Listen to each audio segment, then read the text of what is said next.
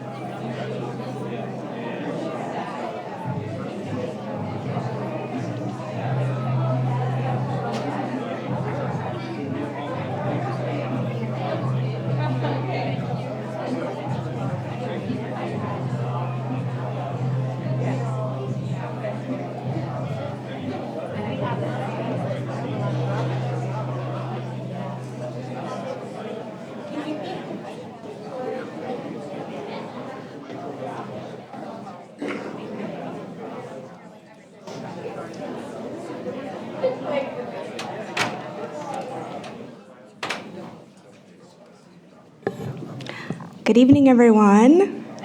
If you could take your seats. Good evening.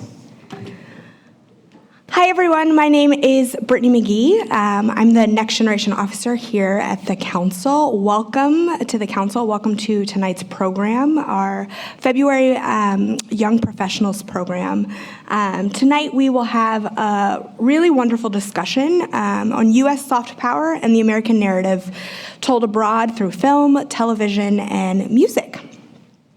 Most of you have been here before and so know the house rules, but for our guests and new friends this evening, tonight's program is on the record and being live streamed. So with that said, please silence your phones, but feel free to keep them at the ready as we'll be taking questions through our online survey technology, the link to which you can find on either side of me.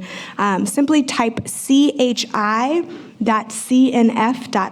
into your device browser to submit a question for tonight's program. We very much welcome your engagement through submitting questions and also online on social media. You can use hashtag CouncilYP in your posts. But as you're tweeting, though, please know that views expressed by individuals we host do not represent institutional positions or views of the Council. For nearly a century, the Chicago Council on Global Affairs has provided an independent, nonpartisan platform for a variety of different voices to promote deeper global understanding and active U.S. engagement in the world. We engage not only the nation and world's top leaders, but also Chicago's next generation of global leaders, with programming to increase your global fluency and cultural competence. I encourage you, if you're not yet a member with us, and I see a lot of members in the room, so good to see you all. But if you're not yet a member with us, I encourage you to join and participate in our Young Professionals Network. If you're interested in learning more about the Young Professionals Network at the Council or membership in the Council more broadly, you can see one of our Young Professional Ambassadors at the table in the back of the room. Back to tonight's program. Last night's Academy Awards ceremony was broadcast in over 225 countries. The success of Hollywood and other US-born global products and brands like Coca-Cola, McDonald's, and commercial hip-hop music has undoubtedly influenced the projection of American values to a global audience. Whether these brands and associated American popularity has helped the United States' reputation, policymaking leverage, and overall hegemony is much debated. But tonight, we'll dig deep into the history of U.S. soft power, its current state, and the influence of U.S. cultural outputs in making America an attractive and not imperious leader. To help us break down American soft power diplomacy, we have a wonderful panel tonight, and to introduce them very briefly, on our panel this evening will be Craig Hayden. Craig is the Associate Professor of Security Studies at the Marine Corps University. His current research focuses on the discourse of public diplomacy, the rhetoric of foreign policy related to media technologies, as well as the impact of global media and media convergence on international relations. We also have Ambassador Cynthia Schneider. The ambassador is Distinguished Professor in Practice of Diplomacy at Georgetown University. She is the former U.S. ambassador to the Netherlands, and she co-directs the Laboratory for Global Performance in Politics, the Los Angeles-based Muslims on Screen and Television, and the Timbuktu Renaissance, which is an innovative strategy and platform for countering extremism and promoting peace and development. And moderating our discussion tonight is Hayes Brown. Hayes is the Deputy World News Editor at BuzzFeed News. He currently serves alongside the World Desk team of correspondents and covers breaking news around the globe. Without further ado, and with no more remarks, ladies and gentlemen, please join me in welcoming our panel.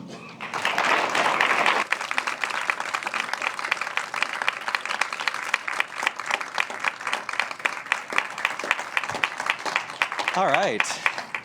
Thank you all for being here. Thank you to you both for being here.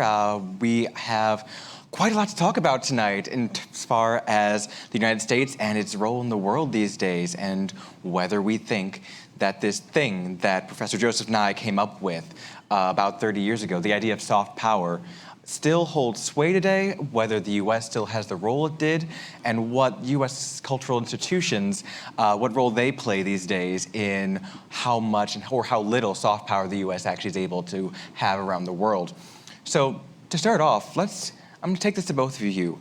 Like I said, it's been about 30 years or so since Joseph Nye first came up with the idea of soft power as a method for countries to convince other countries to want what they want.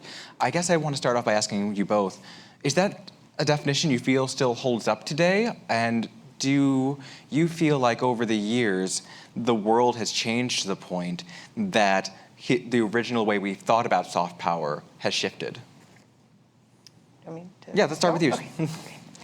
First of all, thank you all for coming out on this cold night. Although if you're from Chicago, I think pretty much every night is a cold night. They're used to it by now. It seems cold to me, but thanks anyway for coming out, and look forward to your questions. You know, I think Joseph Nye's definition is still absolutely spot on, but the important thing about it is, I think some people, think, well, let's go do soft power to solve that problem. And that is not something you can do, because soft power rests on the power of attraction. So in order to be able to have influence, you have to be some kind of model, you have to be admired. And then you have some influence, but it starts with being the model and being admired. So I think that definition is still very true. The arena, which means, of course, it's challenging at this moment for some parts of the world where the United States is not admired in the same way it was before this president. The other thing that's changed so much is the arena in which it's practiced. Now with 24/7 global media, citizen journalism, the whole world being connected, the whole world having access to stuff all the time, there's not so much of a need to kind of take American culture places. It is everywhere. So it's a very different arena. And the one other thing I would add is that, people sometimes think, well, how does media or film, how does that promote America's story or America's image? And just the one thing to really remember is this is not America making movies. These are private enterprises making movies. And that's different from a lot of countries in the world where there are state-run media and entertainment. Greg, how do you feel? Do you think that the definition holds up still? Do you agree that the arena has shifted so that it's more challenging? What are your thoughts?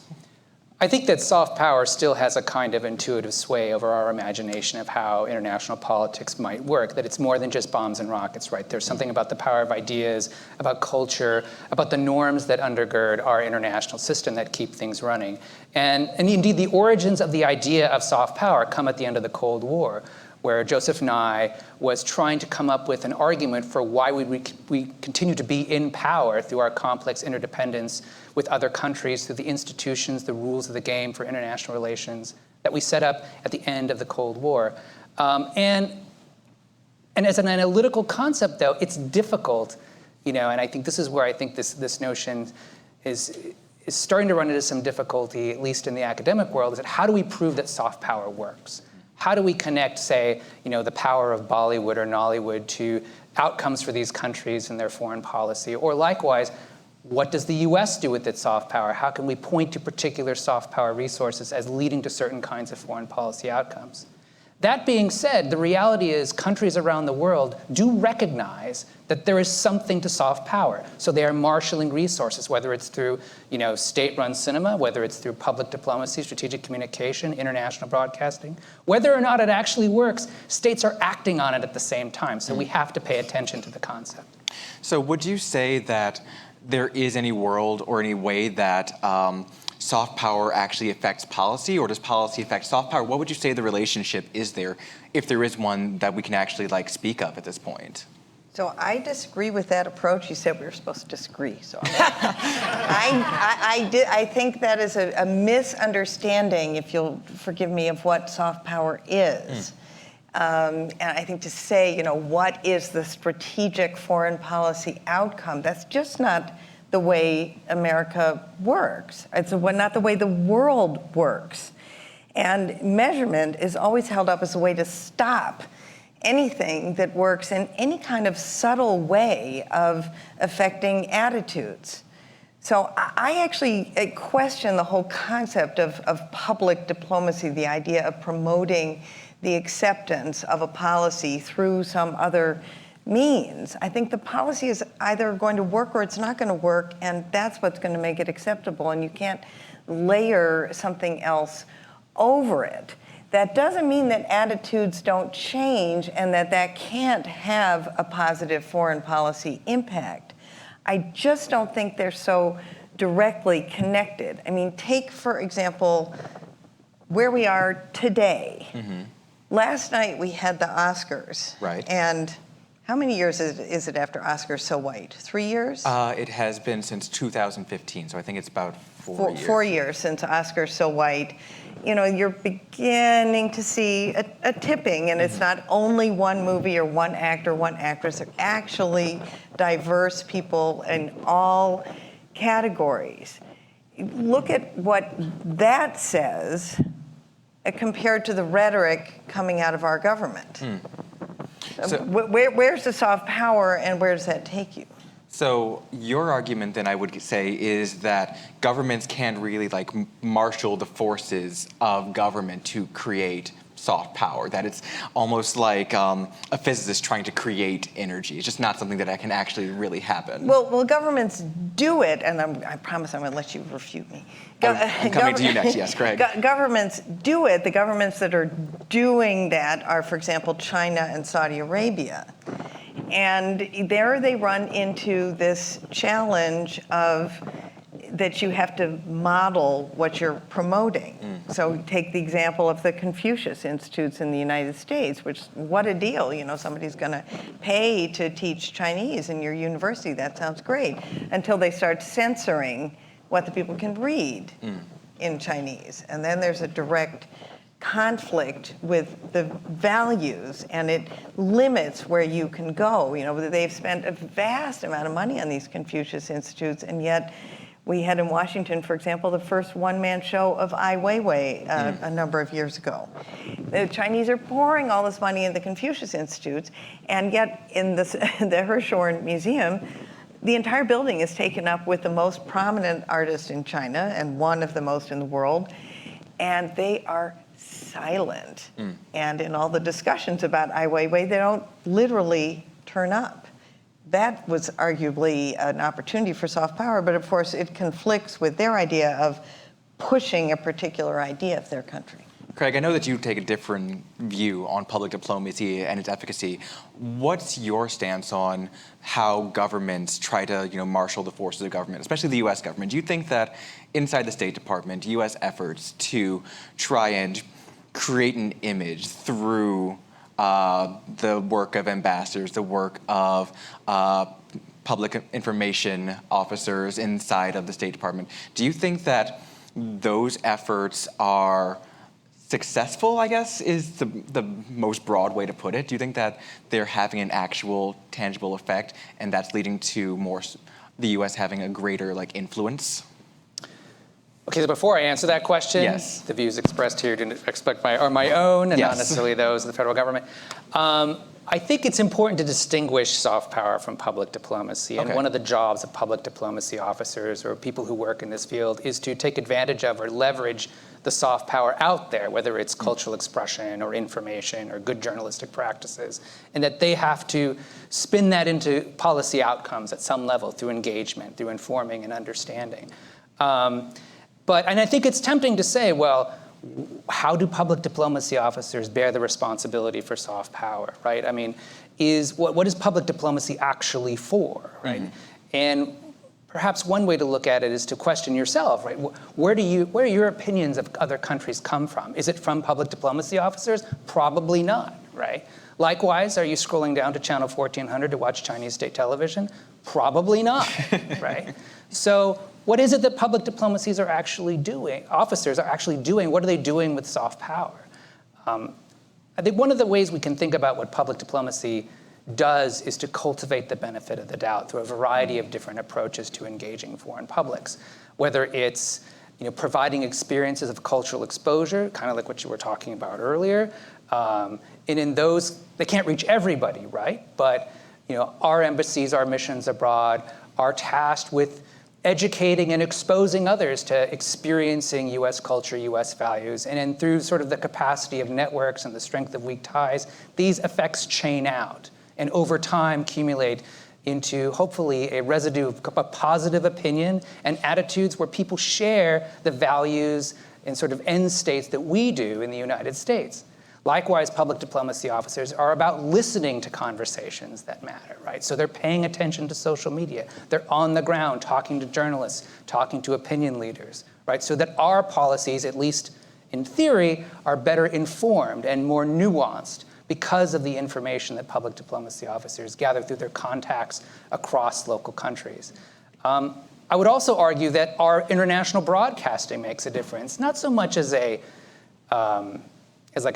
fact checker, right? And it's certainly different now when there are thousands upon thousands of content channels that people can pay attention to. But the reality is people around the world want to hear what the US has to say, right? And they want to hear what our perspective is. And even in our own country, right? When we learn about other countries and their foreign policies, typically it's filtered through our own government spokespersons, right? So our foreign news is indexed to the government perspective. Our public diplomacy officers are there to provide U.S. perspectives so that people around the world can gather more information about where we really stand on a host of issues. So does that mean it's perfect, right? Does that mean that our public diplomacy is, and I really dislike this term, moving the needle in terms of opinion about the United States? I think that's not the right metric. I also think that soft power is not a popularity contest. It's about inculcating and growing attitudes, not just about whether you like our foreign policy or not, but that you see us, you see our values, you come to see our values as potentially shared, right? That we are more humanized, that we have a common experience that can build upon for future relationships. So I think there's more to say about this, but and I think that public diplomacy officers have a hard job. But I would also reiterate, though, that it is not the job of a public diplomacy officer to cultivate soft power. Can I agree with him? You may, in fact. Sorry to disappoint you. I completely agree, and I think that's a wonderful way of expressing it. I think something that our current, at least, president, I don't know about the whole administration, does not understand, which, in my experience, foreign service officers completely understand, that it's not about pushing an image or promoting an image. Often, it's about provoking a conversation. And something that the United States traditionally has done, and still certainly happens in narratives and film and music and books, is to examine our own mistakes and to look at our own mistakes and try to do better. This is particularly true in areas of race and, and we expose our problems. And that, I found as ambassador, that's a way to draw people in. Not to say, look how great we are, but to say, look at the mistakes we've made, and this is what we're grappling with. In Holland, for example, when I was ambassador, it was the largest exporter of ecstasy in the world. And there was a significant drug trafficking problem. And in those days, they were always trying to persuade us to legalize marijuana. You could say, you won. Congrats to the Dutch. So no arguments about that anymore. But there was a lot of contention around combating drug trafficking. It was a touchy subject. The film Traffic came out by Steve Gaghan. I don't know if you remember. It was a very good film, very complex, showing the whole network of the problem from the poor people in Mexico, the kind of mules, all the way up to the head of the DEA. Whose daughter, of course, was an addict. But it was a film that didn't solve the problem at all. It showed how big the problem was. And so I invited the Dutch Ministry of Justice and my DEA officers to watch that film together and then come together for a discussion. And seeing that the emotional experience of seeing that film put everyone in a kind of vulnerable, empathic place. And you have to do it right afterwards. You can't do it the next day because then it's gone. But if you grab people in that moment, we had the best discussion we'd ever had. We really got things done because nobody had a chip on their shoulder. We all were thinking, oh my God, this is such a big problem, and nobody solved it. So, touching on the film industry, last night was the Oscars. We saw Best Director go to a Mexican director for, I believe it was the 5th time in 6 years. At the same time, though, we see the president tweeting angrily about Spike Lee's statement to vote against hate. What do you think the effect is of seeing, on the one hand, public diplomacy officers trying to push one image of America, and the president pushing what at times seems to be a completely different image, especially when Hollywood is and the cultural agents of the United States seem to be at such a disconnect with the president? I'm just going to make the point that they're not cultural agents of the United States. I mean the sense that they're the ones who are actually making the culture. They're the ones who are actually making the products that we and the world consume. They're making the movies. They're making the music. Right. They're making the books. So in that regard, they're acting in a crossroads with the U.S. government. What sort of effect do you think that has in terms of our appearance abroad, in terms of our influence? Yeah, I would say thank goodness, because people know that one person doesn't speak for the whole country. And, when they hear particular rhetoric coming out of this administration, then they see all around them something that's quite different. The challenge, I'm curious to hear what you think about this, Greg, is often separating the government from the people. And Americans aren't always so good at doing that. All Muslims are terrorists. We're not always so good at separating who are the people, who are the government, who is this fringe group. And really, no matter who is the president, you always want people to make a distinction between the government and the people. And I think the very different narratives coming out. And it's easy to say, oh, this is all happening in reaction to Trump. As you know, films take 4 or 5 years to get made. So it actually isn't. Good timing, but it still isn't. But I think it's really good to have those contrasting narratives.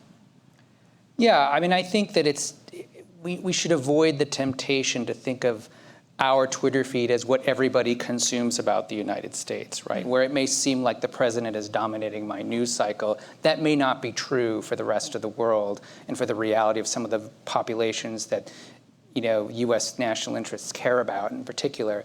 On the other hand, right, this isn't new per se. We've had moments where the popularity of the United States has plummeted dramatically because of our policies and statements made by our leaders.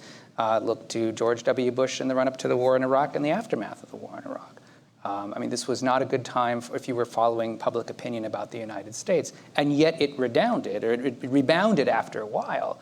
And public diplomacy officers were sort of given the lipstick on a pig problem, right? They had to deal with it. But I think this is a good opportunity to think about two things. One is, how does the very public debate that's going on in our society, in our news discourse about what to do about what the statements our president is making, how does that reflect positively on the democratic process, right? What does it show and demonstrate about U.S. political values and the resiliency of our political system, right? And I think at the end of the day, I don't even know if this is a silver lining, but I think it is a positive for views about the United States in the long term. And to the second point about cultural agents, maybe we may want to interrogate what is it that people are consuming by the United States? What are the narratives in our films, in our television, in our video games, right, that are speaking on behalf of the United States, that are more realistically in people's daily media consumption habits? And maybe that's where we need to go to find the sources of soft power, as opposed to the occasional tweet from the president. Well, jumping off of that, I mean, and going to the title of this, Captain America, Hip Hop, and Soft Power, the Marvel Cinematic Universe is, a dynamo culturally, both in the United States and abroad, extremely popular. As you watch the films, they become more international. You see them taking place in places like Hong Kong, Johannesburg, etc.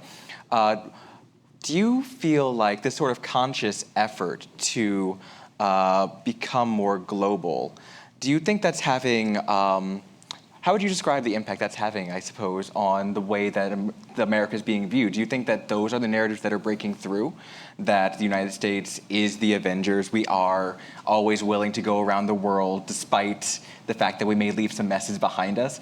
Is that the narrative that the U.S. is pushing out there right now? I guess the question I have for you is, what in your view is the narrative right now that Hollywood and music industry are pushing out? What is the story of America that we're selling? Yeah, I just don't think anyone is ever selling a story of America. I'm sorry. I'm really sorry to keep pushing back on that. No, I love this. This is great. I just don't think that's true. I'm not even sure. That was true in the 50s. That was true in the 1950s. When many of the tours of artists, beginning with the jazz musicians and right up through the rock and roll musicians and the abstract expressionist painters, I mean, it is kind of staggering to think of Jackson Pollock being selected as a representative of the United States, a misogynistic alcoholic, who committed suicide, but whatever works. It was freedom of expression, and then it was the government paying for people to go. But the key to the success of that was that the government did not and could not dictate what the story was. Mm-hmm. So Dizzy Gillespie famously said, when invited to go to a briefing in the State Department, I don't need any briefing about the United States. I know what the United States is, and I will say it. Mm. And it was precisely, they weren't going on lecture tours. They were going to play music, but they democratized the music. They insisted that the concerts be open to the public if it was planned just for the elite. They jammed with local musicians late into the night. And if they were ever asked, hey, I hear you can't even eat in a restaurant in your own country, they would say that is true and it is terrible. And instead of being put in jail, they were put on a US government-funded plane and flown to the next place to say the same thing. Right. That's what impressed people. But those days are over. And this is an interesting thing, and then I'll turn to you and you can say, but the interesting thing is, and you look at proof, I think it is very hard to argue that the soft power exerted by the US government, and it was the US government, during the Cold War period, that had an impact. It wasn't the only thing. The Reagan arms buildup was another thing. It was a perfect dovetailing of hard and soft power. But the diffusion of ideas through rock and roll, through plays and books and art that criticized the government, that seeded that desire for change and freedom behind the Iron Curtain and became the kind of tipping point that literally, inspired people to overthrow their governments. And what was the response to that? Oh, okay, no problem anymore, and the basic elimination of a budget for culture in the US government. Fair. Before I let you answer this, I'm going to try and tweak this question a little so Cynthia yells at me a little less.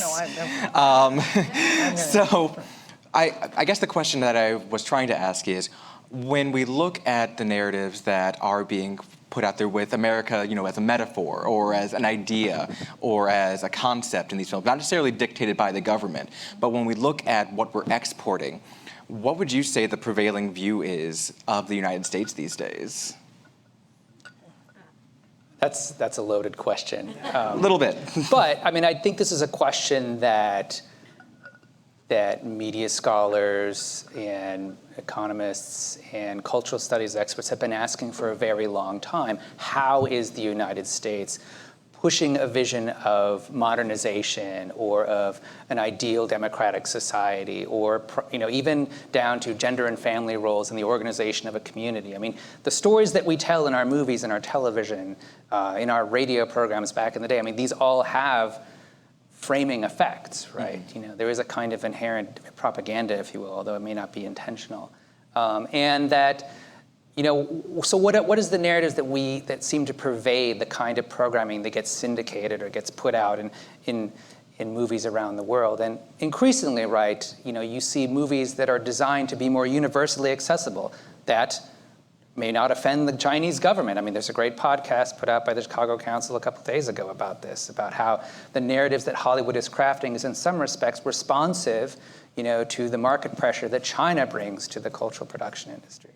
But the stories that we tell are, broadly speaking, reflective of universal values of quality of opportunity, democratic participatory governance, responsible membership in a community, that you can succeed if you're plucky enough, right? And that the system works, right? The Avengers works because all the governments and the superheroes are doing their job, and at the end of the day, Thanos is defeated, right? Okay, maybe not Thanos, but... He got it. Right. So, if you even in other films like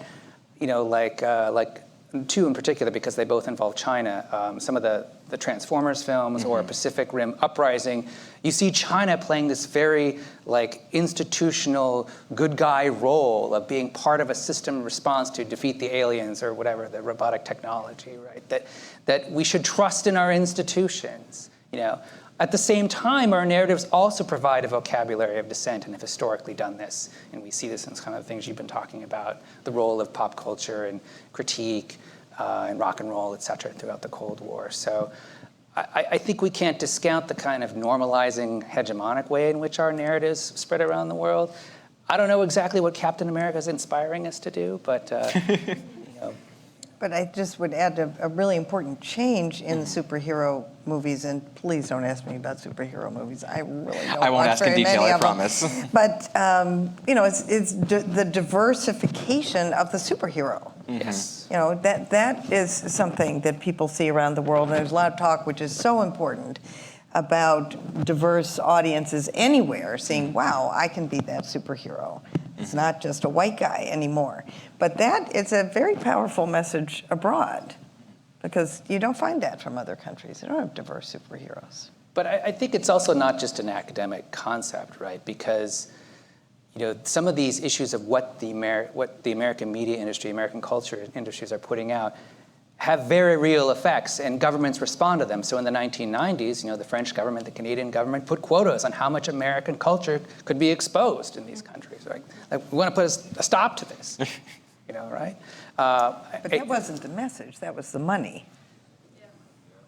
Sorry, I mean, that's because people would, I once had a wonderful question from a French cultural officer in a conference, and she said, but we put so much money into our films, and your government puts no money into your films, and yet everyone wants to go to your films. It's protecting the local cultural industries. Yeah. Cultural protectionism, that's something I had not really thought too much about lately. So let's shift the focus, though, and talk about the fact that the United States seems to be losing its hegemony in terms of which narratives are being told and being picked up around the world. You see the rise of Nollywood, Bollywood, the rise of K-pop. Do you think that these shifts is there any way should we be thinking of this as a zero-sum game, I guess the question, as the United States loses its cultural influence in terms of the share of the pie, in terms of sheer eyeballs and people paying attention, as it loses that, as other countries gain power, is the U.S. losing influence, or is it that a rising tide lifts all boats in this case culturally? I think there's a different model where we can take advantage of, leverage those local voices for positive ends. Just to super simplify things, I think the way to make America great again is to use America's capacities to make others great. So it's not about pushing a message, but it's actually about leveraging those local voices. It's fantastic that there are great, for example, hip-hop artists all over the world. And that did start here in New York. And what a fantastic thing that this movement that everywhere all over the world is used to criticize authority, to suggest a new vision, because that's an interesting thing. You talk about what do people listen to. It's not the misogynistic, kind of hip hop that people get upset about. That is not what's had traction. It's the intellectual protest hip hop of Tupac Shakur and that generation. That's what catches on. Those are the people who are the heroes around the world. And that's fantastic that that's being seeded. So the answer is not to send more, American necessarily, but what we do have, and which we could still be, I think, slightly more generous with, is financing and incredible production capacity. So in this day and age, when you can now record a record on your computer, we could do so much to help local artists be able to earn a living and be able to distribute their local music. And those messages are more authentic than American message anyway.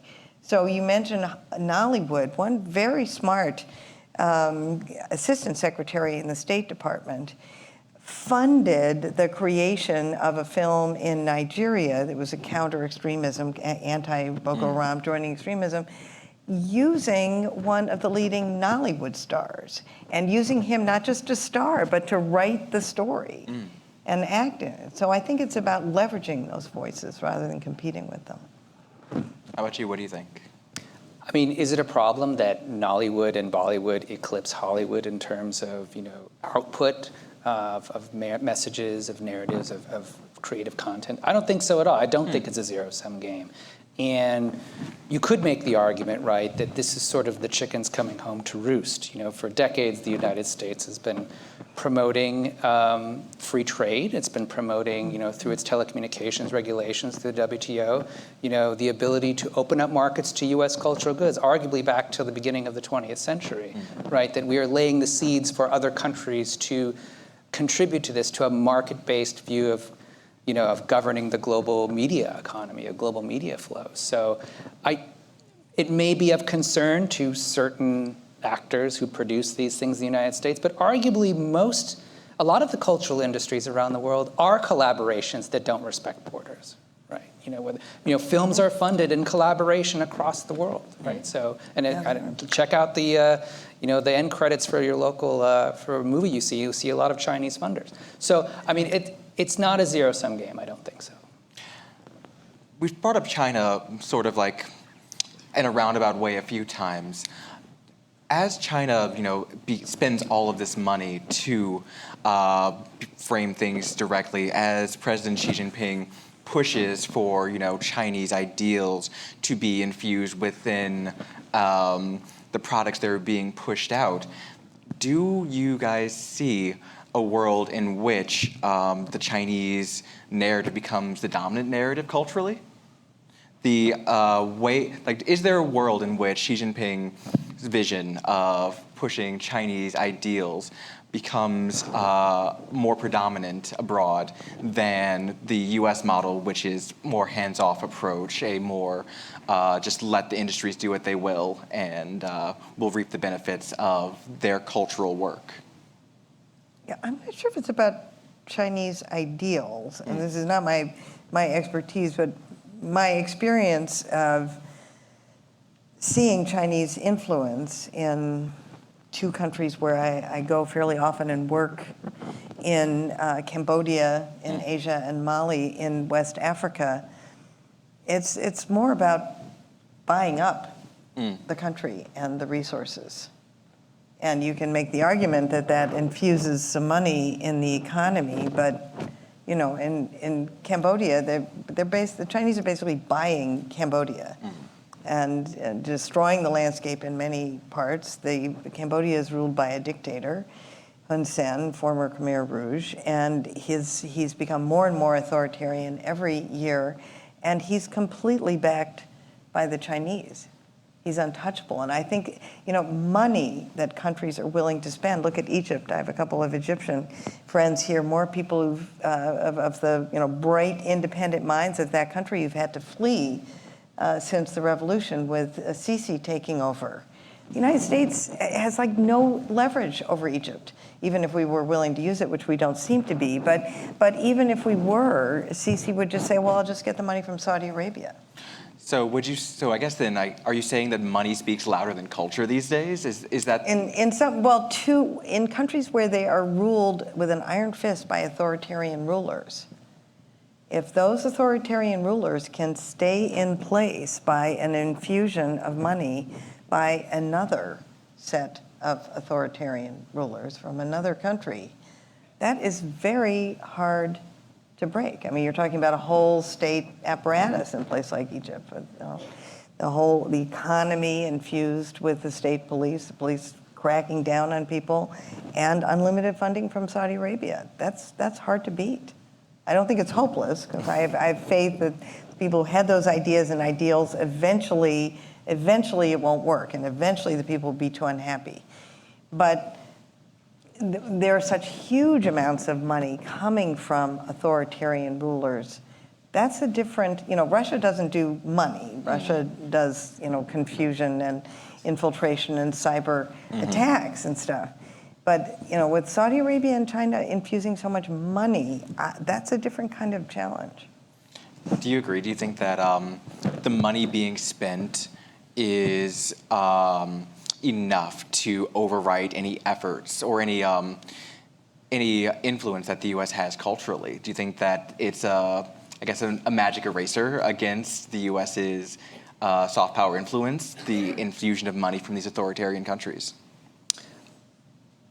I'm not sure that the infusion of capital for development projects or literally buying out facilities, building things is necessarily changing how people view China, especially when there are certain instances where there is some pushback to the conditions of the loans or to the Chinese labor requirements in some of these projects around the world.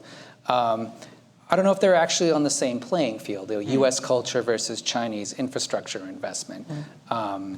If you look at how China operationalizes the soft power concept, we talk about the Confucius Institutes, we talk about setting up broadcasting, setting up in Times Square, New York, their new their news station, buying up radio towers south of the border here in North America.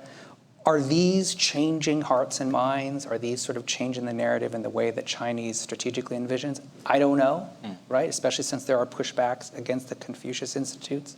And maybe this reflects a different understanding about how China thinks it needs to manage the narrative in order to affect change. On the other hand, one can't deny that there may be some very real long-term consequences to large-scale infrastructure investments like the One Belt, One Road initiative, right? Where so much of everyday life in the world of trade and finance, and routes of transportation are built and managed. Likewise, as is very much in the news today, when China is actively building the communication networks of tomorrow, it doesn't matter what the message is, right? If it's, they are controlling the infrastructure platforms that carry these messages, that carry some different kinds of implications. Yeah, I think that's right. I'm not sure they particularly care about the narrative. It's about power and control.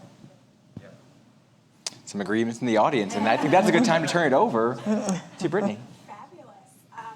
Point, we will begin taking some questions from the audience. We have a number of questions submitted online, and we'll continue to accept those. But for questions in the room, we just ask that you raise your hand. We have a few mics in the room, and just a reminder to all to make sure that your question ends in a question mark. Please. Thank you. This we beg of you. We'll start in the back on the left-hand corner with Anne. Hi, I'm Ann Wedner. I'm on the Chicago Council Board, and I also serve as a commissioner on the U.S. Advisory Commission on Public Diplomacy. I thank you guys for coming today. I feel like there needs to be a little bit more fine differentiation between soft power and public diplomacy. I think we're confusing those terms a little bit. And I guess the one example I could give on that, and then I'll ask a question what it leads to, is when Gorbachev was a young student in Russia, Soviet Union, he came to the United States on a public diplomacy program, an exchange, and he learned about the United States and saw how our economy worked and how our educational system worked and all of that. When he was here, he saw our soft power, right? All of the things that we take for granted are soft power, that we had freedom of ideas, that we had, food on the grocery store shelves, and our economy worked.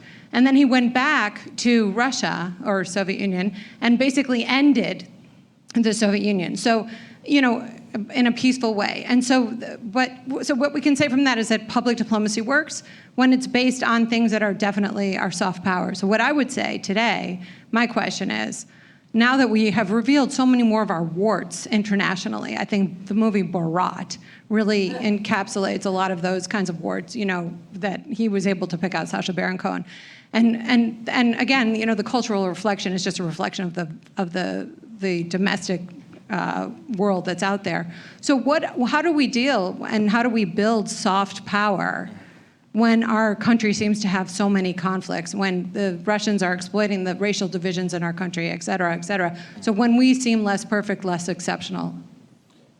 Cynthia, since you were the one who is a fierce advocate of the way that the U.S. showed off how non-perfect it has been over the years as soft power. Do you want to answer that first? Yeah, I don't think, when Gorbachev came here, we had a whole lot of problems then. We certainly weren't any more perfect than we are now. So I honestly, I don't think the current situation is so much the problem. And I do think that educational exchange, as you point out, is an extremely important tool and always has been. I think what I object to saying is we are going to bring people here in order to accomplish XYZ foreign policy objective. You bring people here because you want to have an exchange. And William Fulbright, who founded the Fulbright Program, had a wonderful quote where he said, I had no idea this would be true when I had this idea. He just wanted to duplicate the fantastic experience he'd had going to Oxford on a Rhodes Scholarship.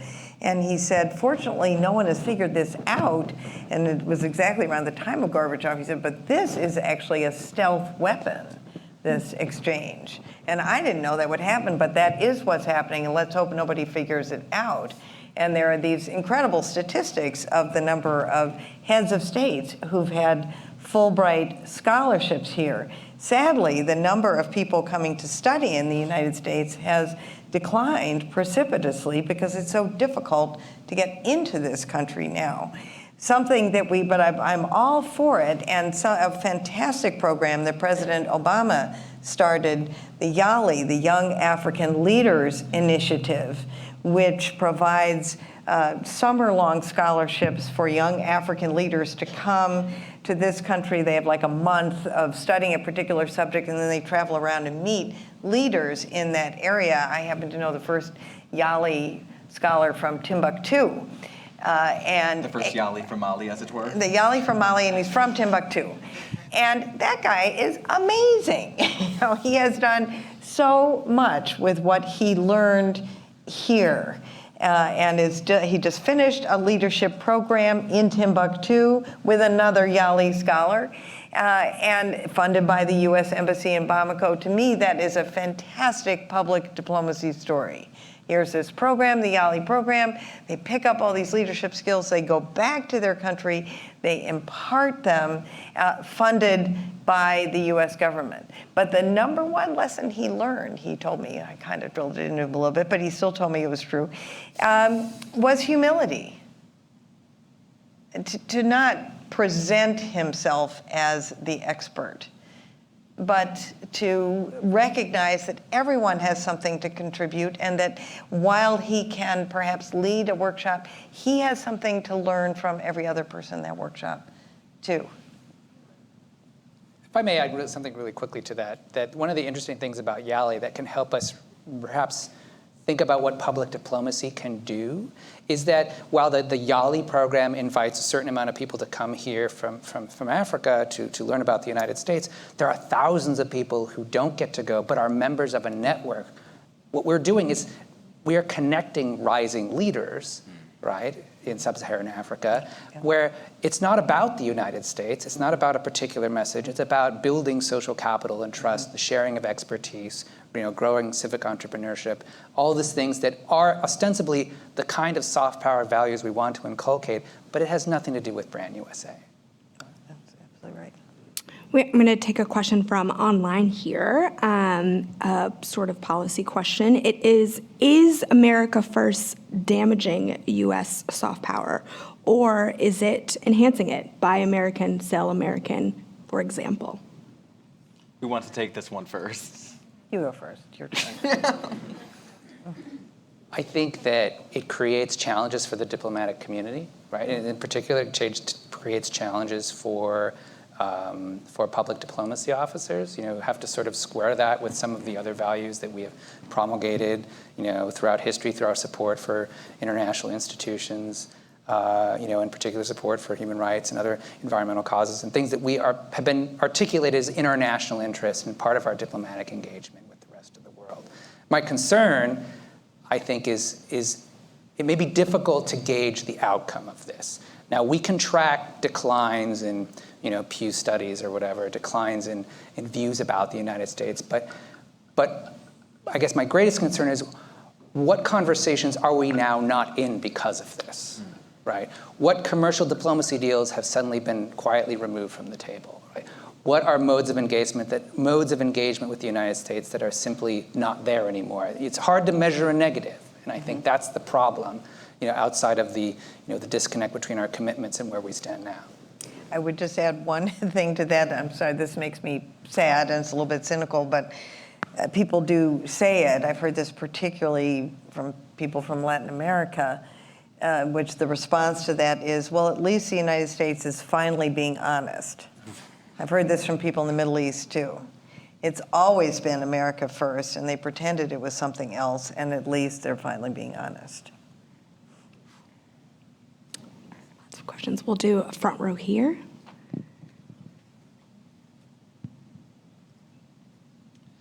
For lack of a better word, why, in your opinions, would you say that some people would view American soft power as what people are saying on social media?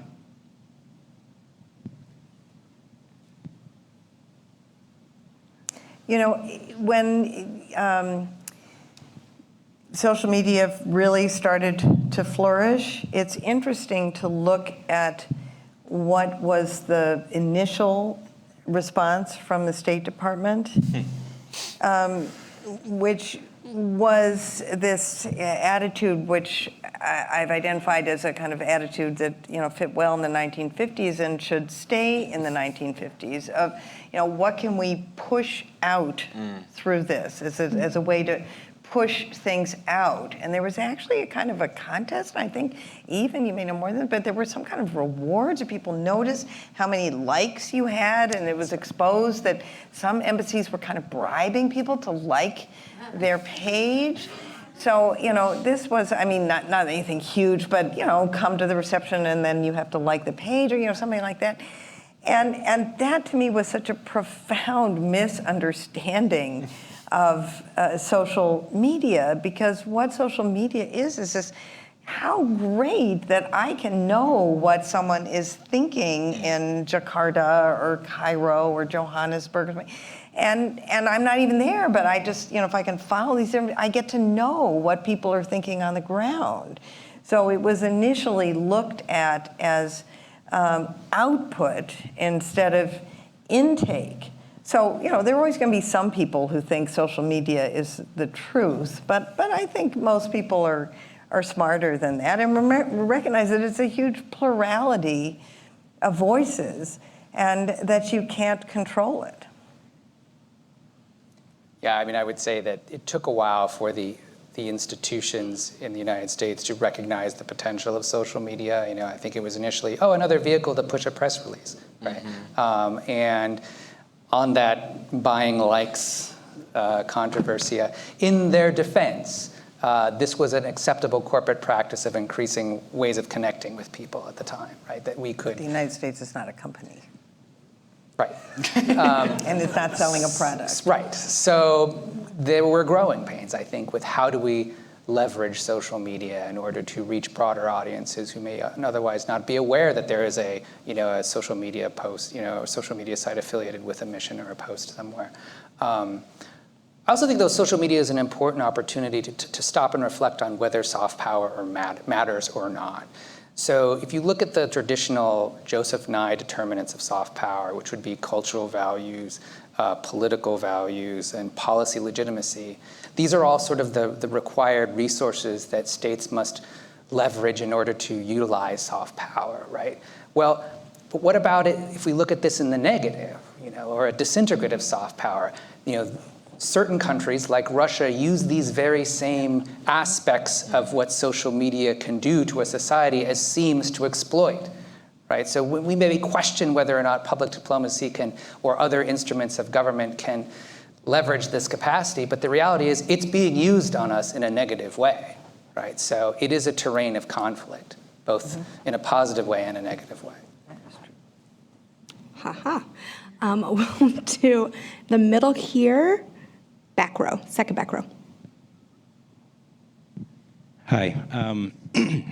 I was just wondering, with our soft power vehicles like Hollywood and movies and music saying one thing, and then our hard power with our government saying something else.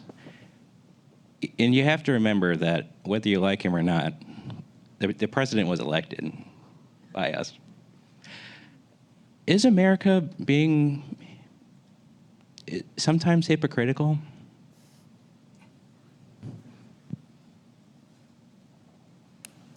I don't see that as hypocrisy.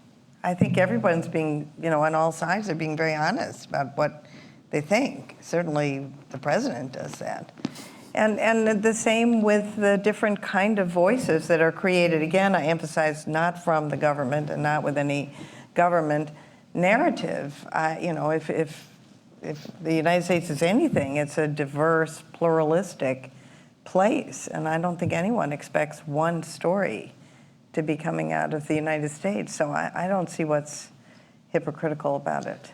I mean, if we were perhaps another country like China, right, which is very much concerned with how it is represented in the media, right, what stories can be told, perhaps the U.S. federal government might be concerned about this kind of disconnect. But the reality is, I think the United States soft power rests on its transparency, warts and all. We'll do right side, right here, third row. Hello. What do you think about the fact that, contrary to most countries, the U.S. does not have a departments for the arts and culture to help support soft power the way you have described it? Do you think the current federal programs are enough? That goes back to the kind of conversation I had with the representative from the French cultural minister. I mean, I don't particularly think we need a ministry of culture. That's a whole other debate. But I wish that the U.S. government provided more funding to artists, for sure, because that supports independent artists. That supports artists who won't necessarily earn vast revenues with what they produce. However, it certainly doesn't prevent there from being a flourishing of culture from the United States. I mean, this is certainly the golden age of television. It's extraordinary what is coming out in American television now in so many different outlets. And actually, many of those writers of television turn out to be, they are independent artists who then go to doing this. So I believe, just personally, that it's important for a government to invest in the creative production from its country. But, we don't have, it's not that we don't have any culture because we don't have a larger government investment in it.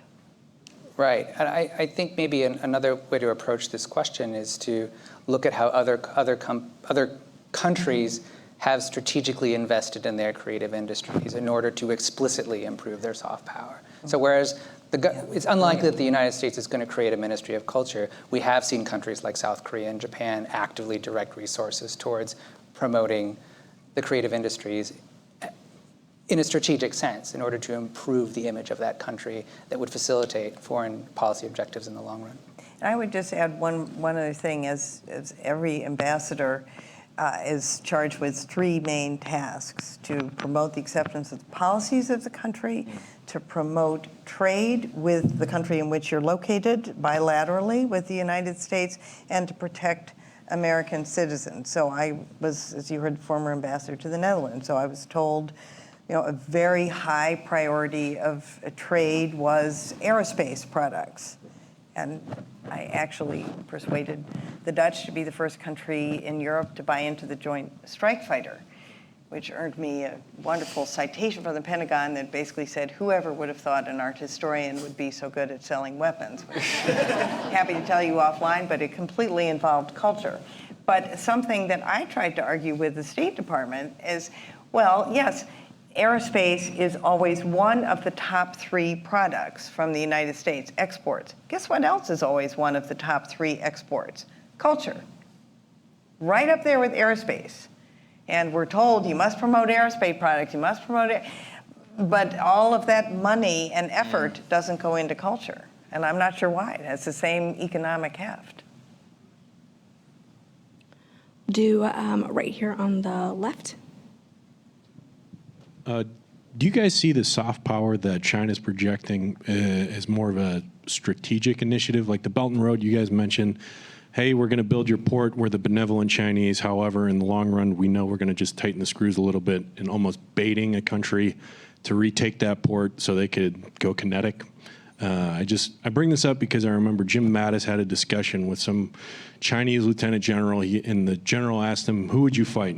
And Jim Mattis said, a big country who has a big army, but they don't have real-world experience. Long story short, that Chinese general got rolled up into graft and everything like that. But do you see the Chinese as prepping the battle space, in essence, with their soft power, buying up U.S., funding Hollywood movies and whatnot, to get their message out before they even have to go kinetic?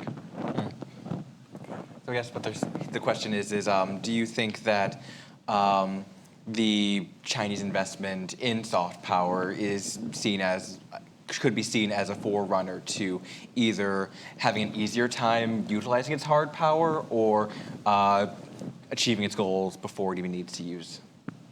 I think a really important way to look at the Chinese soft power is its internal focus.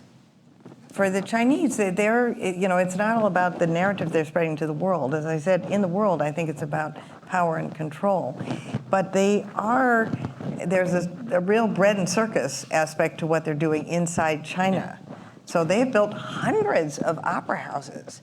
They're funding Hollywood movies and building movie theaters all over China. They want to keep people happy and not questioning their lives, I think. A lot of it's internally focused. Whereas we're having conversations here at the Chicago Council about soft power is written into their comprehensive national power concept, right? So it's a core aspect of how they conceive of state power. So there is the element that you described, it's crucial to the legitimacy of the party and of the government. But also, if we want to think about it in terms of conflict, if they utilize, it's not necessarily about preparing the battle space, but preparing a space where there won't be a battle. Right? So that if we can lock up this area with soft power, that's a space that won't be contested. Well, like the movies, we want to leave you wanting more, so we're going to close our conversation officially for tonight. Our speakers will stick around for just a few more moments to answer any unanswered questions, but before we close, I hope that you will join me in thanking our fantastic panel for a very great discussion. Thank you guys so much for coming. Have a great evening.